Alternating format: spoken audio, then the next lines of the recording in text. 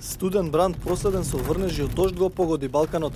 Во поголемиот дел на Србија е прогласен жолт метеоаларм, а во одредени региони има и портокалово предупредување.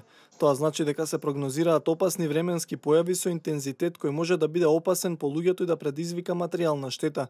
Од Управата за хидрометеоролошки работи на Србија советуваат граѓаните да бидат внимателни во наредниот период. Услед најавljene кишни падовина Следствено на најавените врнежи од дожд и врз основа на резултатите на хидролошките модели, издадено е предупредување за наредните 48 часа.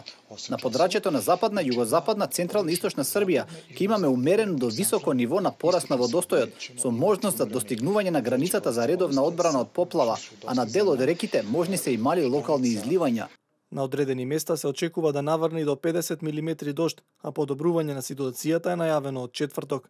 Надлежните велат дека не се очекуваат преголеми проблеми. Најавljeni порасти водостоја се Најавениот пораст на водостојот не може никако да се поврзува со оној од пред 2 години.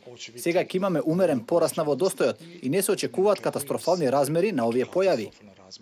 И метеоролозите во Хрватска за наредниот период најавуваат температури пониски од просечните и можна појава на невреме проследено со дожд, иако на Јадранското приморје воглавно се очекува ведро време. Во Словенија пак најмногу е погоден североисточниот дел на земјата каде има поројни дождови. На повисоките места деновиве имаше и врнежи од снег, а на Алпите се појави опасност од снежни лавини.